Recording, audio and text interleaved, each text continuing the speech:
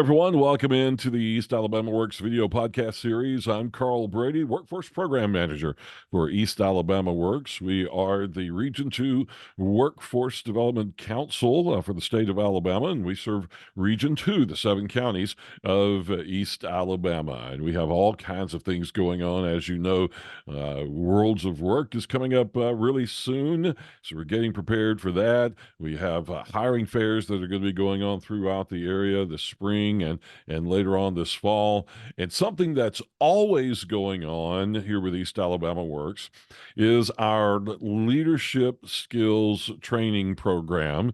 And we are happy to have our leadership skills instructor with us today here on the podcast, Christine Smart. Christine, welcome to the program. Hey, thank you, Carl. Thank you. My And pleasure. leadership skills is an ongoing program that we offer through East Alabama Works. We do this in partnership with AIDT, which is the state's program for workforce development training. Used to be known as Alabama Industrial Development Training, and now they just go by AIDT.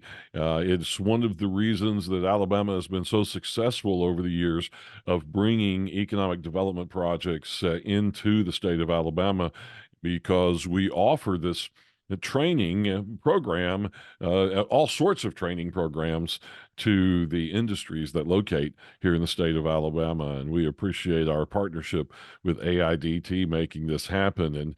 And just one of the things that AIDT offers is this leadership skills training program. And Christine, if you could tell me a little bit about that. There are a couple of different aspects to that. Some of them are the training programs for the partner industries, and then the things you do for us are for the general public and the community as a whole. So just kind of give us an overview of the leadership skills training program and the different types of training you do. Okay, Carl, when a company comes to the state of Alabama, or they're looking to hire or extend, or add more people to their employment, they can reach out to us and AIDT will support them. I support them through the leadership. That's just one of several umbrellas, but either they can get the training as being a direct client of AIDT's, and that means that they're going to hire permanently, not temporarily, hires, and not through a temp agency. And they have good benefits and they're paying, good wages. And if they don't meet being a project, that's how you guys come in. They're just the citizens, right here in the state of Alabama, and they can get the same training that we offer our projects through regional training. And I provide you with 16 classes annually to cover all three, or we call them sets, LS1, LS2, and an LS3, all three sets throughout the year. So it's a really ongoing training. It is, and the leadership training program has become very popular here in Region 2. We have a lot of industries and companies who will send their associates to the program. If they're not an AIDT project program, then they will send it to these community classes that we do, send their folks there. Those have become very popular, and even just general members of the community, local business owners, small business owners, they can send an employee or two or come themselves to our trainings.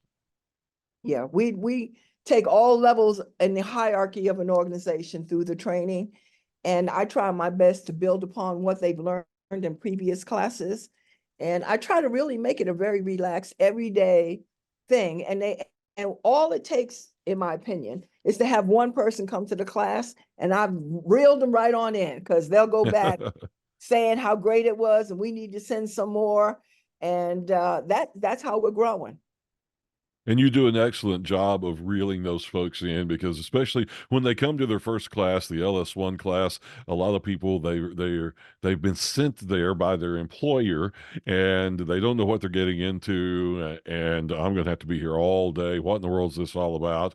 But you make it fun and interesting, and by the time they leave, they are anxious to come back for the LS2 and LS3 classes.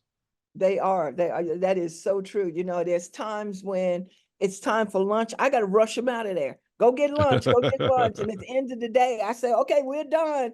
They're like, wow, the day went by so fast.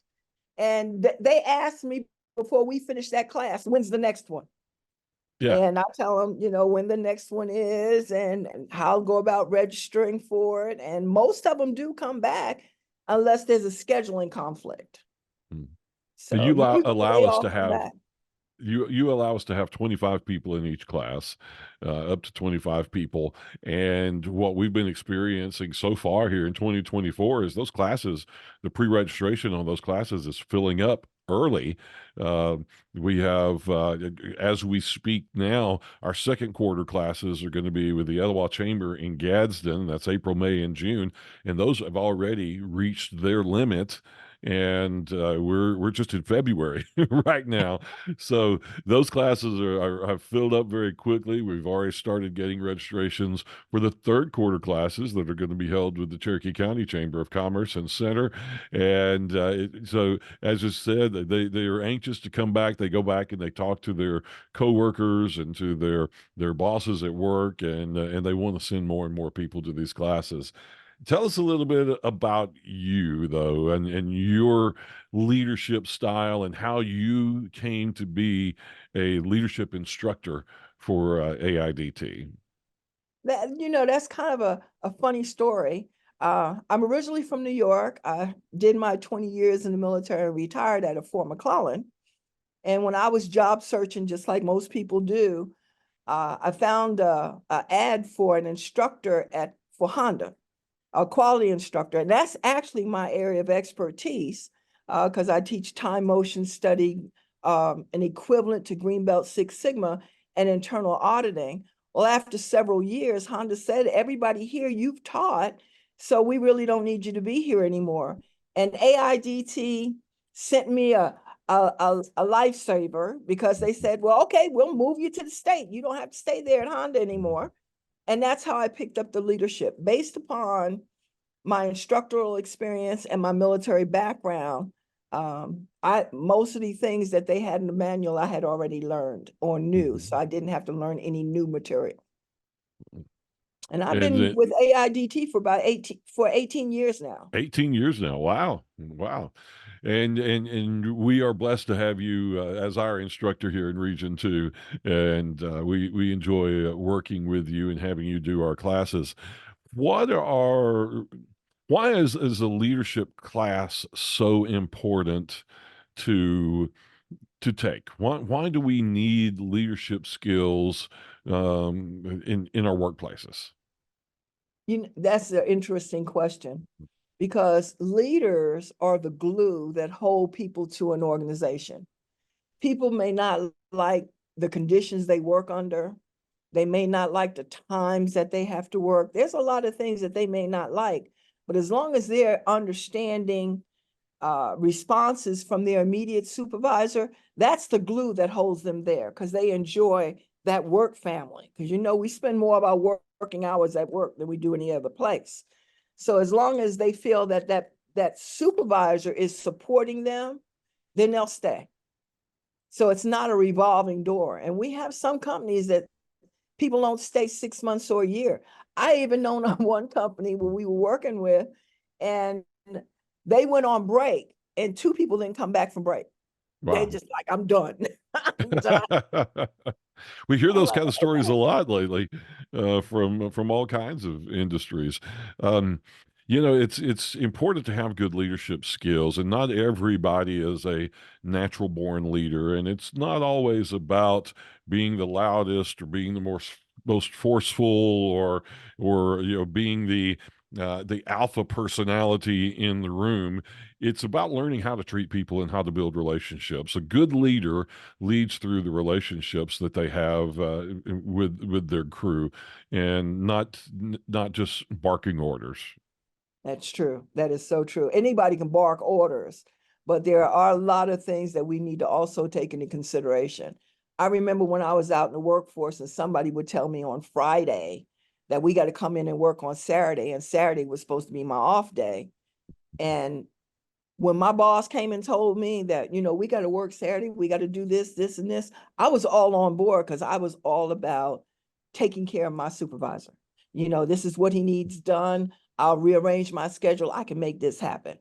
But there's some other people, they might even quit if you tell them something like that. They're going to come into Yeah. work on a day that's just like, and this is the way the business is. Sometimes we have to make sacrifices.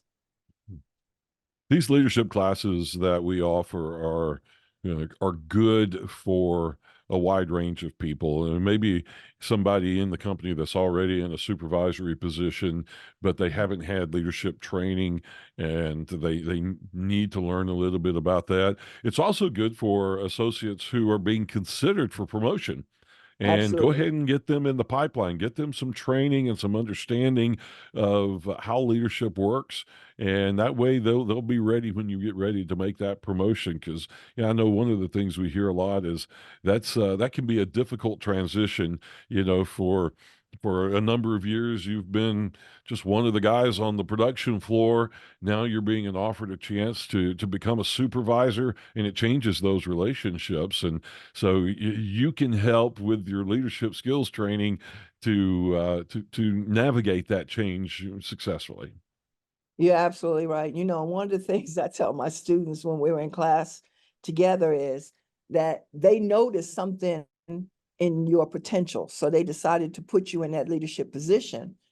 If they keep you in that department, that might be a struggle for you because you got to know those people. You went out partying with them and drinking with them and all this other stuff. And they may not be able to make that transition. And it's even harder for you. So a lot of companies will, once you promoted, they promote you, they move you to another department. And that's fine too, because leadership skills is a soft skill and it's a transferable skill. It doesn't matter where you're working, how to deal with people. You learn that just through every day talking to people, relating to them. And I always tell them that it's kind of like Einstein. If you made a mistake, it's just a learning opportunity. Mhm. Just don't keep doing the same thing wrong over and over again. Got to learn from that and get better. And it applies in more than just your work situation as well. The things you learn in these leadership training programs, they apply to your family, to your friends group, to your church group. Wherever you may be in a position where people are looking up to you for leadership, then you could benefit from these classes. You're absolutely right. I try to share with my students that, even though we say it's a leadership class and we're focused on work for the majority of the time, I'll make connections for everyday life when you're dealing with your family, especially when we're talking about people's moods.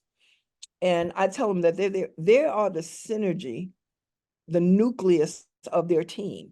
People bleed off of their energies. So you kind of think about it, if your kids are upset and angry, as a parent, all you have to do is embrace them, show them a little bit of love, and whatever that was that upset them is gone. And I'm not saying embrace your subordinates, but I am saying if you come in with that positive motivational attitude, they will catch that. And we say that attitude is altitude, and it is contagious. If you got Absolutely. Talk a little bit about you have done a very good job of learning different styles of people.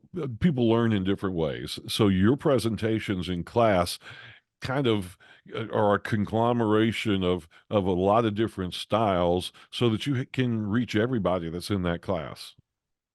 I remember, Carl, when I was back in school, they would pitch the topic in one way, and I didn't get it. And I've since then learned that some people are visual learners, they need to see it. Some are auditory learners, they need to hear it and have a discussion about it. And then we have others that are kinetic learners that need to do something with it.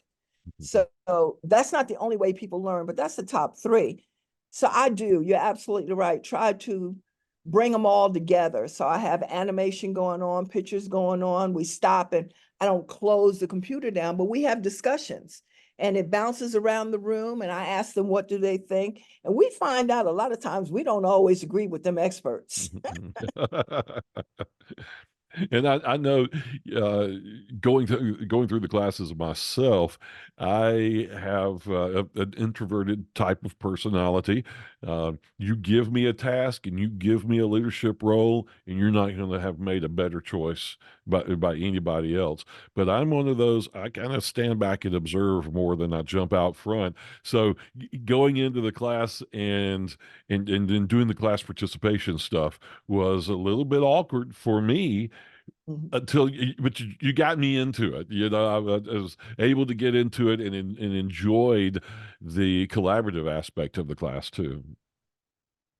I really, when we do like the self-assessments, or I give them an assignment, before they give me their feedback, I have them talk to their neighbor. So those introverts really get to talk to one person, and that's what they like, one or two people. So Hmm. once they finish talking to that neighbor left and right of theirs, then we bring it out into the floor for everybody. And I find a lot of them do open up a little bit more now that they've had the opportunity to talk about it before it was required to be given to the whole group. So Hmm. they had that time to think about it and what they were going to say. You have to. I don't like saying it this way, but it's like you you learn people's personality styles, and then it's almost like manipulating. You realize how we're gonna. Okay, if I do this for Carl first, then I can get him to do this. Don't jump to that last thing first, though. Do things in the right order. And I try to get them involved in that learning process, because we talk about in LS one communication style, and LS two we talk about personality styles. And while we're talking in the presentation, and we talk about extrovert introvert specifically first, and I said, as an instructor, I can tell who's extrovert and introvert, and I can tell how this class is going to go just based upon that. And they're like, what are you talking about? I said, well, when I have a whole extroverted class, all I have to do is throw a question out there and sit back and relax, because they'll bounce it around the room. Right. But when I throw the question out there and I've got more introverts, one of them will throw it back to me instead of throwing it to other people in the group. So that just Mhm. lets me know. I said, well, emotionally, I work harder on an introverted group than I do an extroverted group. But I think they all get to understand the difference. Yeah, and you mentioned LS1, so let's talk about the classes. The training is broken down into three different classes, and here in Region 2, we offer those once per month. We start with LS1, which is a 2-day class, and Mhm. the class meets roughly from 8 a.m. till 4 p.m. For 2 days, two consecutive days. LS2, the second level, is a 1-day class, and LS3 is a 1-day class.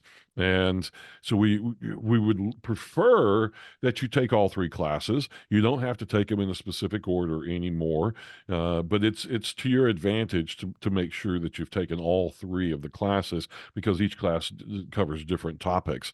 So let's start with LS1, the 2-day class, the beginning of the training, so to speak. What are some of the main topics in an LS1 class that people can expect to hear about? Okay, well, each of the classes have four major topics. The LS1 class, we talk about leading people and understanding that we all started out at the beginning level somewhere. We may have been a tip, or we may have been full-time or permanent, but we worked our way up the hierarchy of the organization. So we talk about leading people, and then some good ways of leading people. Then after that, we have that's usually the whole first morning. That afternoon, I talk about communication and communication styles, and they actually do a self-assessment. As long as they're telling the truth, they can find out what their preferred communication style is. Because some people want to say, well, no, that's not an answer they want to hear. Let me circle this one. And I try to tell them, I'm not going to collect this. This is all about you learning about yourself. So be as honest as you can.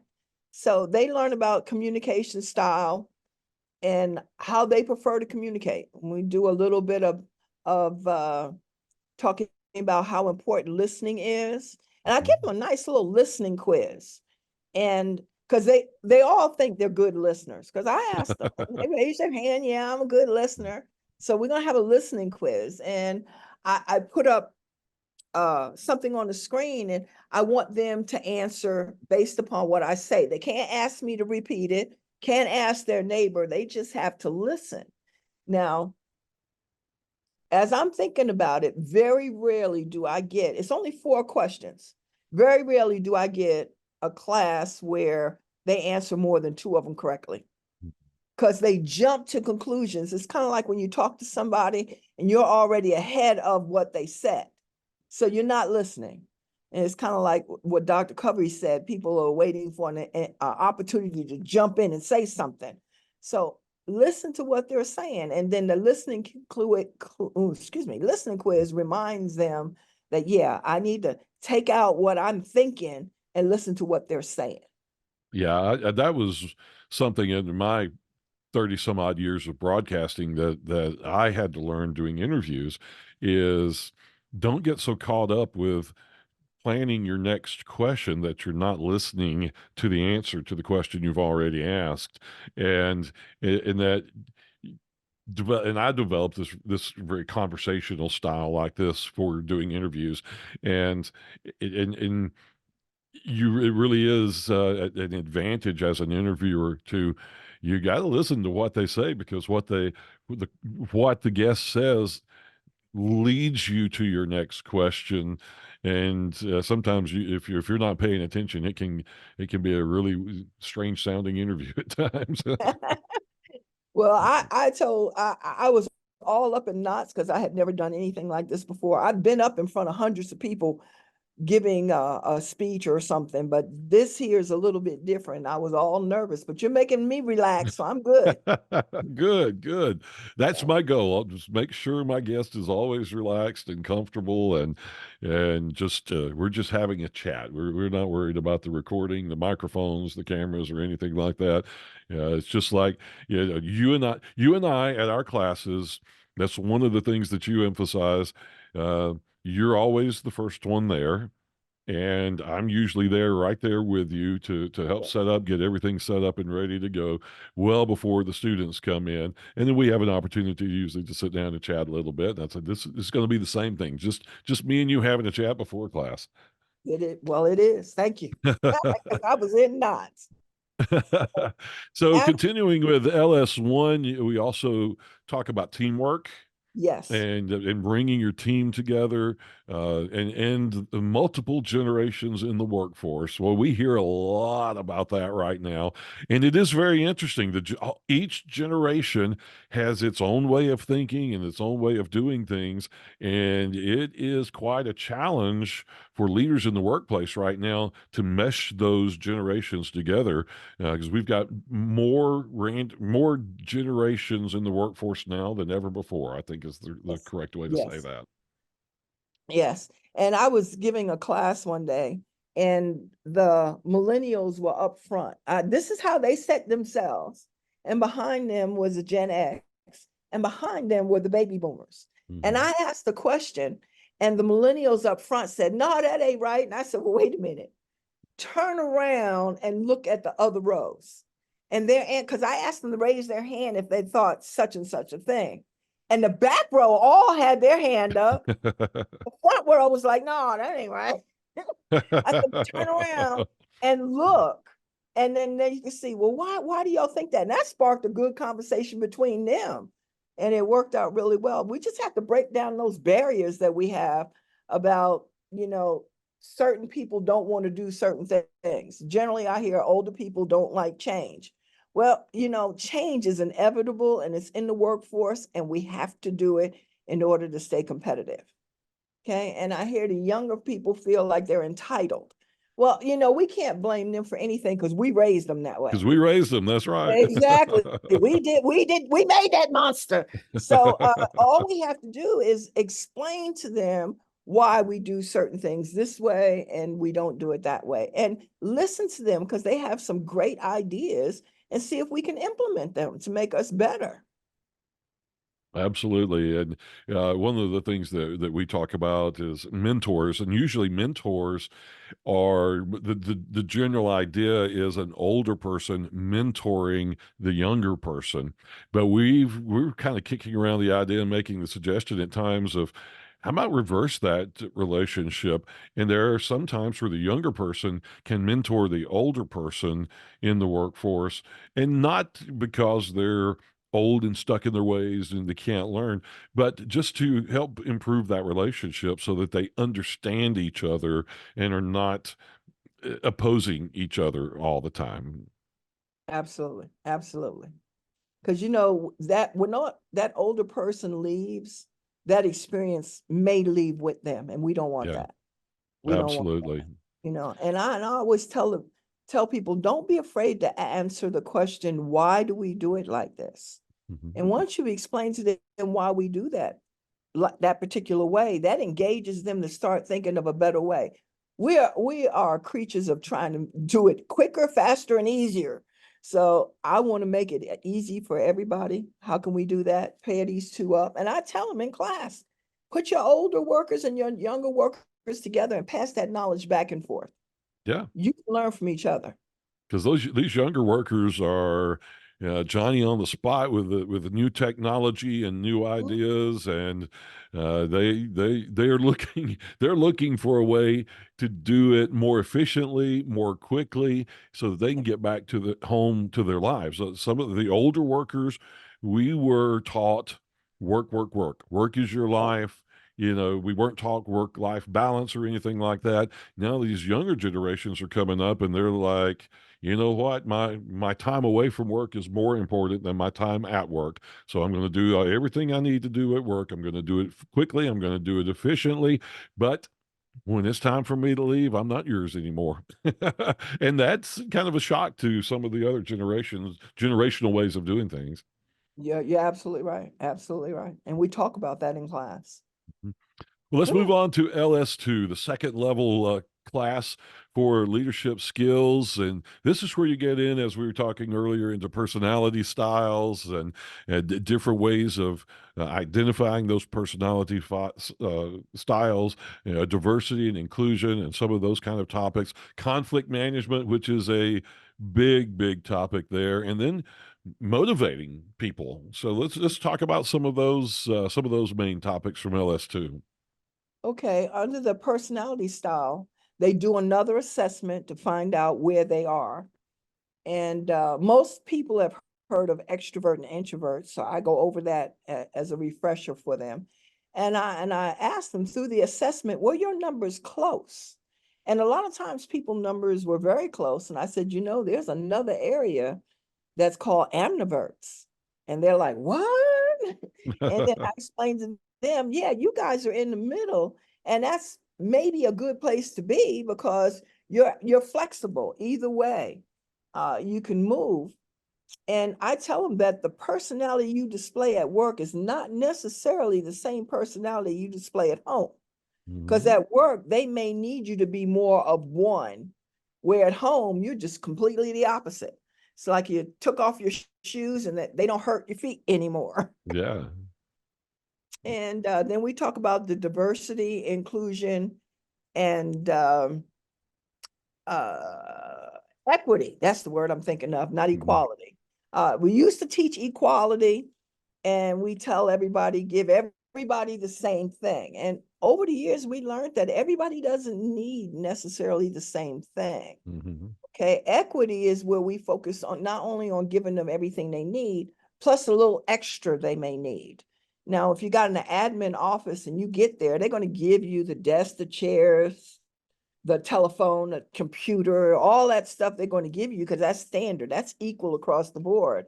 But equity might be that they need a desk that's a little higher so they can get their wheelchair up underneath it.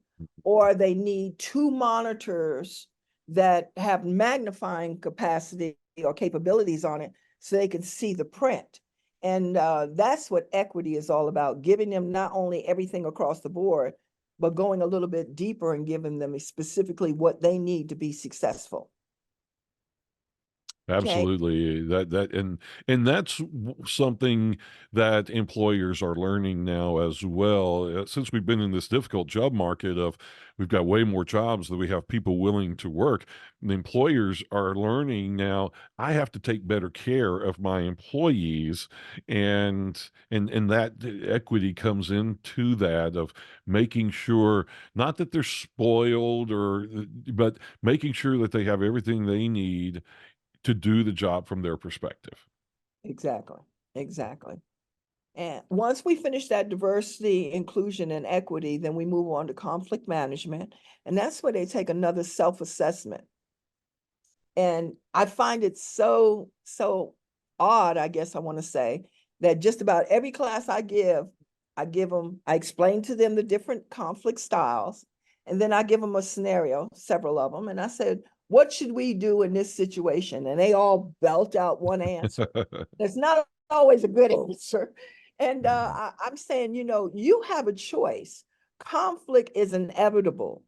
Combat now, we don't have to have that. But if that's what you want to get, then okay. Because when we're looking at conflict management, we're trying to decide what's important. Me winning no matter what, or preserving the relationship. Now, a lot of times we will back down just to preserve the relationship. Now, married people, I'm pretty sure somewhere during their marriage, they said, yes, dear, knowing that they were right. But they said, Yeah, yeah. yes, dear, just because the relationship was more important than the winning. Mhm. But in certain aspects, the winning is more important. And the winning is not always I come up on top. It might be a difficult thing to do. And we need to give them direction. Going back to it's Friday and we have to work on Saturday, we may be more direct with our delivery of that one because that's all Mhm. we got to do. Yeah, So I've we talk learned about about myself. I'm my version of conflict management is avoidance. Just stay away from it. I don't like conflict. that. And we do talk about that. And there's some people that are avoiders. They put on those blinders and I'm not dealing with this today. As That's long as they that's me. as long as they know there's more than one way to handle any given situation. And Mhm. it just depends on the bottom line is who has to win and how important is the relationship. The And then next thing is motivating and coaching yes, people. That is an interesting topic there in itself. How do you motivate people to yeah, to everybody pulling on the rope at the same time and motivating them to work together. yeah. And you're right. We actually talk about motivating and coaching your employees. And then I explain to them there are different ways of doing it.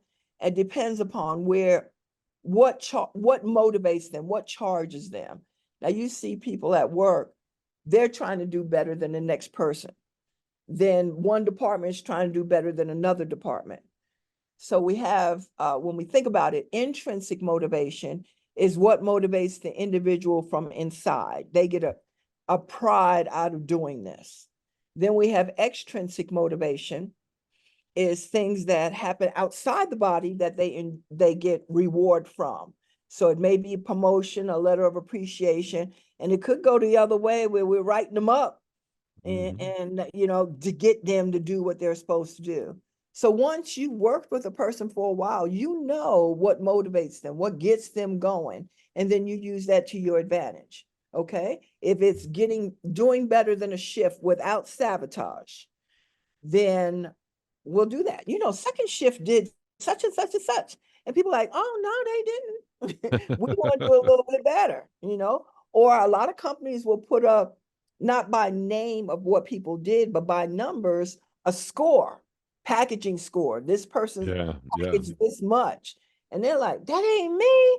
Let me get on the ball so I can do, better than that. My number be up there. Not supposed to say who it is, but they do. That's me. Yeah, yeah. Get that competitive spirit going. They do. They do. So that's kind of what motivation is all about, finding out where it comes from. And then we talk about different methodologies associated with that motivation. And then we move on to LS3, the culmination of the class, the last of the three different classes. And this is where you get into emotional intelligence as opposed to EQ, as opposed to IQ, taking initiative, time management, decision making. So let's hit on some of those. Okay, the emotional intelligence, everybody knows about their IQ, and some of them take an IQ test. So I first reinforce what IQ is, then I bring in what emotional intelligence is. Okay, your IQ is how smart you are or how smart you're not. And your emotional intelligence is what you've learned dealing with society on a one-on-one basis. You know, we learn if somebody sneezes to say, God bless you. That's a learned behavior. That's what emotional intelligence is all about. You know the right thing to do in a given situation. Okay. If somebody were to fall, and let's say it's a total stranger, you never saw them before in life, and they fell, I asked them, well, would you laugh? Some people say, yeah, I'll laugh. And other people say, well, let me find out first if they're hurt. Okay. If they're not hurt, I take my clues from them. I'll probably laugh. And if they're laughing, okay, we're all laughing. Okay. Then I asked them, I said, well, if instead of that person being a total stranger, what it was your ace coon boon, your bestie, and they fell. Oh, all bets are off. We laughing. We laughing. We're laughing so hard we may be down there with them. Yeah. So they learned the difference in what's socially acceptable versus what's not. And then we're going to use that accordingly. So that's what emotional intelligence is all about. And they do actually, I show them several examples and I ask them, how would you react in this situation? And then, and at the same time, they're learning about themselves. Yeah. Yeah, I think you hit on something there. A big part of leadership is not so much learning about other people, but learning about yourself. Yes, absolutely. Absolutely. And that's what I think these classes are really good for. Like I said earlier, as long as they answer all the self assessments correctly, not what I think they want to hear, then they can Hmm. find out a lot about themselves. And I always ask them when we finish a self-assessment, do you think it was accurate? And most of the people say, yes, it was. Yeah, absolutely. Time management is a big thing. We mentioned that basically a little earlier with the Mhm. younger generation of saying, okay, you've got me during this time period, but after that, I'm on my own. And us older guys have had a difficult time over the years with time management, because work will just bleed over into personal time, and then it becomes, you know, kind of a habit of letting that bleed over into personal time. But focusing your time and focusing how you manage your time is an important part of leadership. You don't want to be scattered and unreliable because your time is just out of control. Absolutely. And in that part of the uh, presentation, I kind of remind them about the different quadrants that time management falls into. And we've got the urgent and we got the not urgent, we got the important and not so important. And there's some things we can't do anything about. An emergency happens, it's an urgent response. We need to deal with that right now. But where you should focus your time and energy is in the things that you can control and plan. You plan for tomorrow's work. Who's going to be where, doing what? Somebody doesn't show up. So, you know, that's always happens. We'll be a little flexible, moving things around.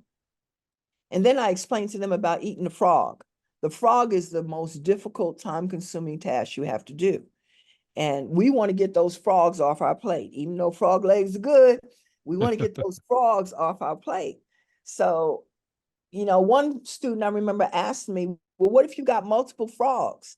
And you know, that is a real concern because I know through past experience, if I got 4 tasks in front of me, I'm going to pick which one I think is the most important. And I've done this. And I worked hard on that task. And I gave that task to my boss and I said, I'm finally done with it. Here you go. He said, that's great, Christine. Now, what about the other one? So when you have multiple frogs, go ask the person who gave them to you which one's important to them so you can focus on what's important for them. Because that's who you're trying to get things done for. Yeah, yeah, But very I good worked on the advice wrong there. one. Yeah, I worked on the wrong one. Well, how about taking initiative and that is something that comes with personality styles as well. I'm a proponent of the DISC assessment, Mhm. and I know I'm a CS in the DISC assessment. I'm not one of those.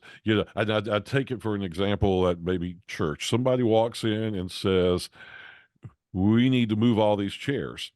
Well, you got that personality type.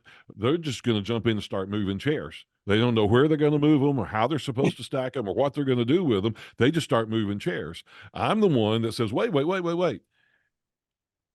Where do you want them? How many do you want in a stack? How are we going to move them? I ask a bunch of questions and before I jump in and take on the task. So people see me a lot of the time as not taking initiative because I'm not the one that immediately jumps into the pool. But it's to me there's a way of going about it to make sure it's done right and done right the first time instead of just all willy nilly. Absolutely. And I tie that informed decision making in with one of your subordinates comes to you with an issue. Before you make a decision on how you're going to deal with that issue, you need to go talk to the other person involved in that situation. Because when we tell a story, we tell our side of the story Mhm. or our truth. We're not going to tell you what we did wrong, but we're going to tell you what we did right. Okay. The other person did all wrong. But as a supervisor, we go talk to that other person, and believe it or not, they're going to tell us their truth. Yeah. Somewhere between those two truths are the truth. So before we actually do anything, find out the truth so that we're making a logical decision on what needs to be done to correct this. Because we want all our subordinates to be superstars. And that's our goal. It's an unwritten rule that we are training our replacements. Okay. So a lot of Yeah. people will not delegate because they don't have any trust in the subordinates or they're afraid their subordinates going to take their job. You're not going to be where you are right now forever. You're going to move on, move out, you get promoted, you retire, move to a different department. So many things could happen. You want your department ready to go as soon as you step out. I know some people in my classes are afraid to take a day off because Hmm. everything's going to fall apart when they leave. And that I tell them that's your fault. You need to look at everything you do as a pizza pie and cut that pie up into slices and give your subordinate a slice. They're not going to all manage their slices or master their slices at the same time, but that's okay. You're still here. But when you're gone, there's a slice that they master. The rest of the team knows they know how to do that and they could go to them. So Yeah, it's I know preparing them. some small business owners that are friends of mine that have done a really good job of of delegating and training and teaching. And so when they decide that they're going to take 2 or 3 weeks off and go on a vacation with their family, they don't worry about their business back home and how it's running. They know it's running efficiently because they have done that with their employees and their staff. They've allowed them to take some ownership in their job and in the company, and he knows that we can turn them loose and I can disappear for a few days. And that's very good. That's very good. Because Mhm. if you don't do something like that, when you get back, you're going to feel like you're in a mutiny situation. It's like, what Yeah. are they doing? Who told them to do that? It's like, but you didn't prepare. You got to give them that slice and let them master it. Yeah. Well, Christine, we're running out of time, and it has truly been a pleasure to have you on the podcast today to talk about the leadership program. And we gave just enough information to to let everybody know what it's all about. But to get the details and to have the fun and to be a part of the class, you got to come to the class. And when you finish the class, you earn certification from the state, from AIDT, that you have participated in and completed these classes. They look good on your resume, or in your file at work. So it's great to have these classes. I do want to mention AIDT provides this service to the community absolutely free. There's no charge from AIDT. You provide them with books and all the materials that they need. Now, we on the local level, we do have a charge for the classes because we provide snacks, drinks throughout the day, and lunch to all the classes. So basically, you're just paying for your lunch uh, for the fee there. But we don't want anybody leaving for lunch and then not coming back the Yeah, afternoon. exactly, So exactly. we feed them there wherever we're having the classes. So just wanted to point that out. But their pre-registration for all the classes is required. And for more information, then you can go to our East Alabama Works website, eastalabamaworks.com, and you can contact me, C. Brady at East Alabama Works, for specific registration links, dates and times and locations, because we spread these classes around our 7 county area to give everybody an opportunity to attend a class that's close to them so that they don't have to drive a long way and spend half their day driving to get to a class. So that's how those work. And Christine, again, thank you so much for being our leadership instructor. I've been enjoying working with you all this time, and everybody is going to enjoy taking your class and coming and participating. Yeah, come on, have the Christian experience. Absolutely. Well, Christine, again, thank you so much for joining us for the East Alabama Works video podcast series. And folks who are watching and listening, thank you for joining us as well. Remember, you can learn more about East Alabama Works and our other training programs, resources for business and industry, resources for job seekers, resources for students who are learning in training programs. You can find all of that on our website at eastalabamaworks.com. Thank you for joining us.